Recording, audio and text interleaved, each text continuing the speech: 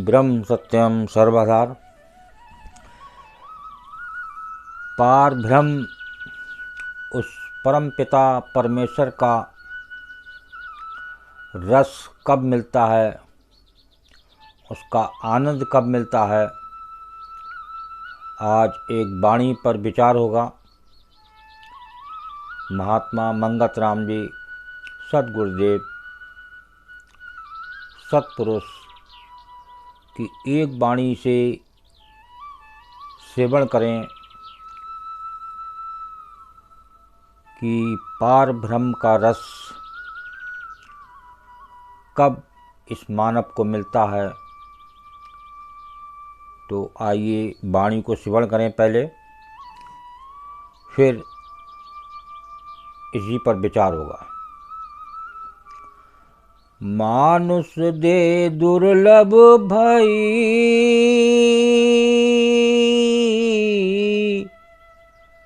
सतनाम को खाए।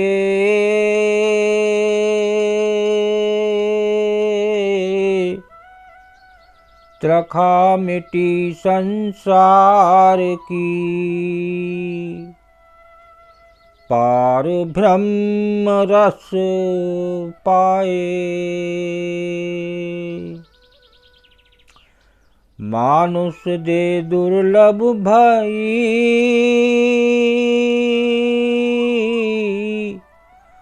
सत नाम को खाए।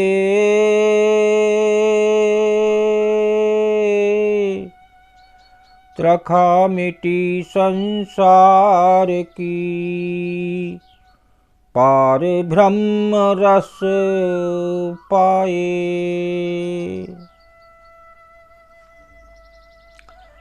आज पहले तो ये श्रवण करें, मानुष दे दुर्लभ भई। ये दुर्लभ क्यों है? क्योंकि 84 लाख योनियों में नंबर प्रथम इस मानव देह का नंबर आता है। और भी दुर्लभ ये बताई गई कि ये ही एक ऐसी देह है, शरीर है, जिसके अंदर विवेक होता है और इस शरीर में वो प्रभु भी निवास कर रहे हैं, वो पार ब्रह्म भी निवास कर रहे हैं। वो अगर इसी देह में ही उस पार ब्रह्म के रस को भी पा सकता है, उसका आनंद ले सकता है। पार ब्रह्म रस पाई। तो ये मिलेगा कब? बात यहाँ समझने की है। कोई ऐसे मंदिर में हाथ जोड़ लिए, जल चढ़ा दिया, चंद्रमा को पूज लिया या सूर्य देवता को पूज लिया, तारों की पूजा कर ली। ये पूजा इस प्रकार के करने से कुछ मन को उस समय जब पूजा हो रही है तो वो शांति मिल सकती है, लेकिन उस पार ब्रह्म का रस, उस परमात्मा का आनंद जो इस देह में विराजमान है, रोम रोम में व्याप्त है, यहाँ उस पार ब्रह्म की रस की बात हो रही है।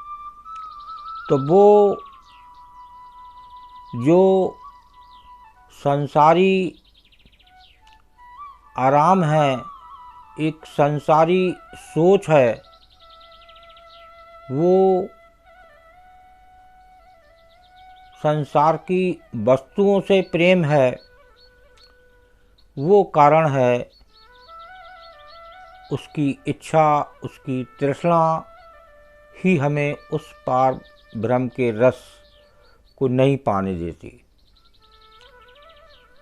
तो वो उस कारण को हम समझें और एक सत्पुरुष की बात को मानें और एक अपने जीवन में सिमरन जब तक नहीं है, उस सिमरन से ही उस पार ब्रह्म का रस मिल सकता है, उस पार ब्रह्म का आनंद हो सकता है और वो परमात्मा सभी कुछ हमें देने वाला है और दे रहा है, लेकिन हम कुछ नहीं कर पा रहे हैं। इस संसारी आनंद के पीछे अपना सारा जीवन यूं ही निकाल दे रहे हैं। आज बचपन था, फिर जवानी भी निकल गई, फिर अधेड़ अवस्था भी निकल गई, फिर बुढ़ापा आ गया कि अब प्रभु का नाम लेंगे, लेकिन सब समय निकल गया। अब बुढ़ापे में घुटने कमर जवाब देने लगे, बैठने में दिक्कत होने लगी। अब प्रभु का नाम कैसे लिया जाए कि सारा समय दिमाग उस शरीर में ही लगा रहता है कि यहाँ पर दर्द, यहाँ पर दर्द, इस दर्द का इलाज। अब वो समय सारा डॉक्टरों के चक्कर लगाते लगाते ही व्यतीत हो जाता है और अंत समय आ जाता है और वो फिर उस मौत का मुंह देखना पड़ता है। आज संसार में जगह जगह ये नए नए वायरस आ रहे हैं और देखिए रोज़ परेशान करते हैं। उसके बावजूद भी इस मानव की बात उस प्रभु की समझ में नहीं आती और वो नित्य दुखी रहता है। तो ये एक बार फिर वाणी को समझें, ये गुरुदेव महात्मा मंगत राम जी क्या कहना चाह रहे हैं। मानुष जे दुर्लभ भई सत नाम को खाए, त्रखा मिटी संसार की पार ब्रह्म रस पाए।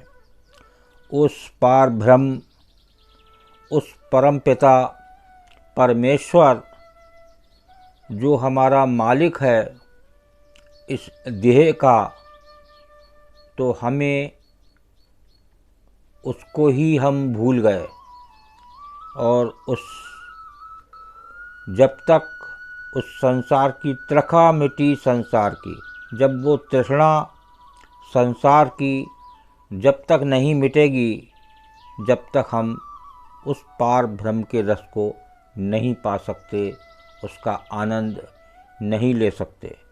उसका आनंद मिलेगा जब संसार की इच्छा, ये तृष्णा जब इसकी मिटेगी और वो तृष्णा उस प्रभु में लगेगी, हर पल उस प्रभु की याद आए, उसका सिमरन हो, ज़्यादा से ज़्यादा समय उस प्रभु के लिए दिया जाए, तब हल्के हल्के प्रभु की कृपा होती है और वो तृष्णा कम होने लगती है और वो मन प्रभु चरणों में लगने लगता है और वो जब उसकी बात समझ में आती है तो अपने आप को वो गुरु के समर्पण जब कर देता है तो वहाँ से शुरू होता है एक सुंदर जीवन। और वो एक दिन वो प्रभु उस पर कृपा करते हैं और वो उस पार ब्रह्म के रस को पा लेता है। तो उसने पाया कब? जब अपने आप को समर्पण किया, एक तृष्णा, एक इच्छा, हर समय प्रेम प्रभु में ही लगाया, तब उसको